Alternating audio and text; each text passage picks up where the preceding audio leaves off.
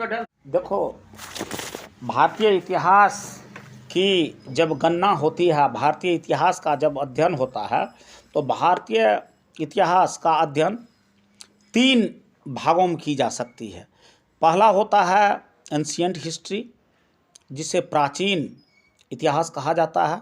दूसरा होता है मिडिएवल हिस्ट्री, जिसे मध्यकालीन इतिहास कहा जाता है।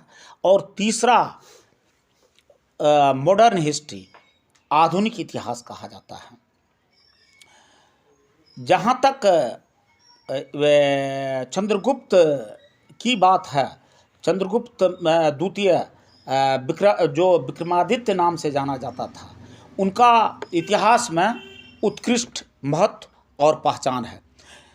ये जब इनकी पृष्ठभूमि को देखेंगे तो स्पष्ट होता है, जो चंद्रगुप्त द्वितीय विक्रमादित्य समुद्रगुप्त की रानी दत्ता देवी का पुत्र था। वह योग्य पिता का योग्य पुत्र था, जिसको उसका पिता उत्तराधिकारी मनोनीत करना चाहता था, परंतु उसकी अकस्मात मृत्यु हो जाने के कारण उसका ज्येष्ठ पुत्र रामगुप्त ही गद्दी पर आसीन हुआ। तो आसीन तो हुआ, लेकिन वह जनप्रिय नहीं थे। रचनात्मक कार्य करना वह नहीं जानता था। रामगुप्त बहुत ही कायर और निकम्मा था। उसने शकों से पराजित होकर अपनी रानी ध्रुव देवी को संधि की कठोर शर्त के परिणाम स्वरूप शकों को समर्पित कर देना स्वीकार कर लिया था। परंतु उसका छोटा भाई चंद्रगुप्त द्वितीय इस अपमान को सहन न कर सका, क्योंकि यह एक कुल की मर्यादा थी, एक स्त्री की लाजमी थी, एक स्त्री की इज्जत की बात थी। तो इस बात को जब उन्होंने नहीं सहन कर सका, तो उसने ध्रुव देवी से मंत्रणा करके रामगुप्त को वध करना चाहा और उनकी गुप्त मंत्रणा से सो रामगुप्त का वध कर दिया गया। तदंतर चंद्रगुप्त द्वितीय से विवाह कर लिया और इस प्रकार कुल को कलंकित करने वाले अपने भाई और बड़े भाई रामगुप्त का वध करके चंद्रगुप्त द्वितीय 375 ईस्वी में गद्दी पर बैठा। उसने विक्रमादित्य की उपाधि धारण की, जो उसके उपयुक्त ही थी, क्योंकि उसमें ने अपना पौरुष के बल पर, अपना पौरुष की तेजी से और उसमें जो प्रखरता थी उसके बल पर उनकी पौरुष जो आदित्य के समान थी, सभी दिशाओं का आलोकित किया। यद्यपि चंद्रगुप्त विक्रमादित्य को उत्तराधिकार में अपने माता पिता का विशाल राज्य और सुसंगठित साम्राज्य जरूर प्राप्त हुआ था, फिर भी उसने अपने साम्राज्य के सीमाओं की अतिवृद्धि करने हेतु विशाल साम्राज्य की व्यवस्था और सुव्यवस्था हेतु अनेक युद्ध लड़े। वह एक वीर विजेता था, जिसने अपने दिग्विजय के परिणाम स्वरूप ही विक्रमादित्य की उपाधि प्राप्त की थी। अपनी विजयों के परिणाम स्वरूप चंद्रगुप्त की साम्राज्य में अत्यधिक वृद्धि हुई और उसका साम्राज्य उसके पिता चंद्रगुप्त के विशाल साम्राज्य से भी विशाल हो गया। उत्तर में हिमालय से लेकर के दक्षिण में नर्मदा नदी और पूर्व में बंगाल तथा आसाम से लेकर पश्चिम में पंजाब और याहलिक प्रदेश तक अपना साम्राज्य विस्तृत कर दिया। गुजरात और सौराष्ट्र के प्रदेश उसके अधीन थे। चंद्रगुप्त विक्रमादित्य प्रजावत्सल थे, प्रजावत्सल सम्राट थे, प्रजावत्सल राजा थे। उनमें योग्य शासन की समस्त गुणों का समावेश था।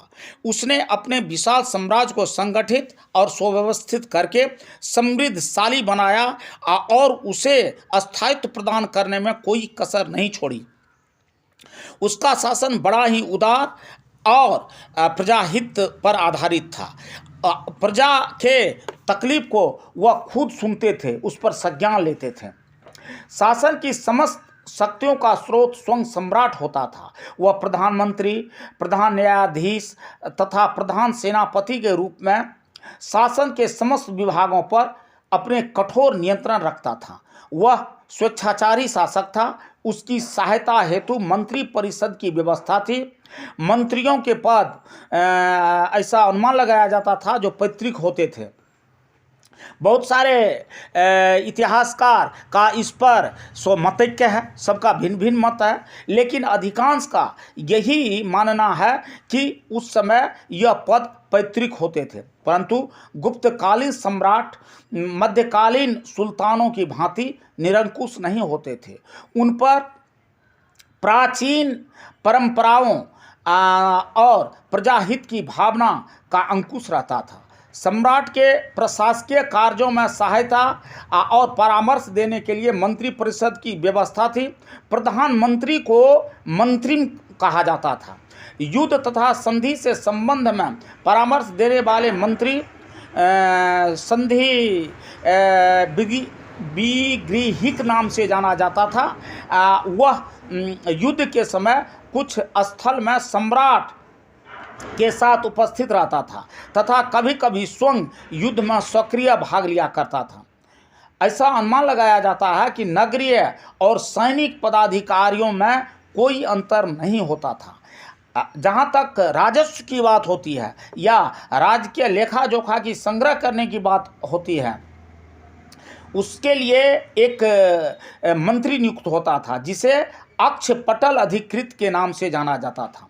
पुनः प्रशासन की सुविधा हेतु चंद्रगुप्त की विशाल साम्राज्य कई प्रांतों में विभक्त था। वह प्रांत देश या मुक्ति कहलाते थे। प्रांतीय शासकों को गोबी अथवा अपरिक्त आदि विविध नामों से जाना जाता था और इसके दायरे भी अलग अलग होते थे। अधिकांश प्रांतों का शासन राजकुमारों के अधिकार में रहता था। प्रांत प्रदेशों और विभागों भी विभक्त हुआ करते थे। विषय का शासक विषयापति कहलाता था। प्रशासन की सबसे छोटी इकाई गांव था, जिसका शासन ग्रामिक नामक अधिकारी करता था, जो संभवतः अवैतनिक कर्मचारी होता था, लेकिन उन्हें राज्य की ओर से विशेष सुविधाएं प्राप्त थी, जिससे उनका जीवन उत्कृष्ट प्रकार से चल जाता था। किंतु वे लोग काफ़ी परिश्रमी होते थे और इन ग्रामीण को सहायता देने के लिए ग्राम पंचायत की भी व्यवस्था थी। ये चंद्रगुप्त विक्रमादित्य की गणना भारत के महानतम शासकों में और उसमें खास करके जो सफल शासक थे उसमें होती है। वह एक साहसी, वीर और महान विजेता था। वह हमेशा सक्रिय और सचेत रहा करते थे। उसने अपने अयोग्य भाई रामगुप्त की हत्या करके गुप्त साम्राज्य की प्रतिष्ठा और समृद्धि में वृद्धि की। शकों को पराजित करके अपने साम्राज्य की सीमाओं में उन्होंने वृद्धि की थी। मध्य प्रदेश के गणराज्य एक ही नहीं कतिपय गणराज्य या गणराज्यों को हो और दक्षिण भारत के प्रांतों को पराजित किया। साथ ही पूर्व के संघ भक्ति का विनाश कर गुप्तों की प्रतिष्ठा में उन्होंने वृद्धि की। चंद्रगुप्त विक्रमादित्य एक कुशल राजनीतिक था। उसने संबंधों द्वारा अपने राजनीतिक स्थितियों को समृद्ध बनाया। उसने अपने उद्देश्य की पूर्ति के लिए नारी वेश धारण करके शक राजा की हत्या की और अपने बड़े भाई रामगुप्त की पत्नी ध्रुव देवी से मिलकर षड्यंत्रकारी रामगुप्त का वध करके सिंहासन पर अधिकार जरूर किया, लेकिन यह सब अपने कुल की मर्यादा और उस पद की प्रतिष्ठा को बचाने के लिए उन्होंने किया था। संक्षेप में वह महान उद्देश्य की पूर्ति हेतु प्रत्येक साधन को अपनाना चाहता था और अपनाया भी अपने जीवन में। पुनः चंद्रगुप्त एक योग्य और महान शासक था, जिसने अपने योग्यता द्वारा शासक को दृढ़ता प्रदान करने के लिए प्रजा को सुख शांति प्रदान किया। जब चीन के यात्री यहाँ अध्ययन के लिए फाहियान साहब आए थे, तो फाहियान ने अपनी शासन व्यवस्था की कंठ से प्रशंसा की और फाहियान मुक्त कंठ से प्रशंसा करते हुए चंद्रगुप्त विक्रमादित्य की शासन व्यवस्था को स्वर्णिम और स्वर्ण युग तक कह डाला। वह बड़ा ही दयालु और प्रजा के हितकारी शासक था। उसने अपनी प्रजा के हित को सदैव ध्यान में रखा करता था। उसकी समस्त प्रजा सुखी थे। उसकी प्रजा हितकारी शासन में ही गुप्त काल को स्वर्ण युग की स्थापना करने में गरिमा प्राप्त हुई और स्वर्ण युग की स्थापना संभवतः उन्हीं के समय में हो सकी। इस प्रकार उनके कार्य का अगर हम अवलोकन करें तो जो सारी बातें मैंने ऊपर बताया है, निष्कर्ष तौर पर चंद्रगुप्त विक्रमादित्य को एक महान विजेता, उच्च कोटि तथा राजनीतिक तथा कुशल प्रबंधक के रूप में याद किया जाता रहेगा, जिसके शासन काल में भारत का चहुर्मुखी विकास संभव हो सका। चंद्रगुप्त विक्रमादित्य के शासन काल की बहुमुखी उन्नति के कारण चंद्रगुप्त को भारत के ही नहीं बल्कि विश्व के महानतम सम्राटों में गिना जाता है। साथ ही यह कहा जाता है जो भारत का इतिहास जब तक रहेगा, चंद्रगुप्त विक्रमादित्य का नाम सदैव दूसरे के लिए प्रेरणा का स्रोत बनेगा। इस तरह से भारत के इतिहास में इनके युग को एक हितकारी युग, स्वर्णिम युग, समृद्धिशाली युग और सबसे अधिक समृद्धि करने वाले यशकारी युग के रूप में जाना जाता है।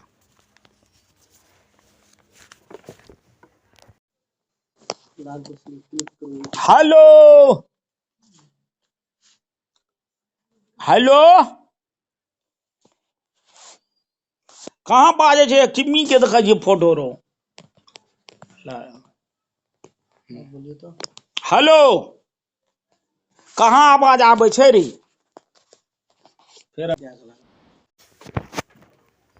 देखो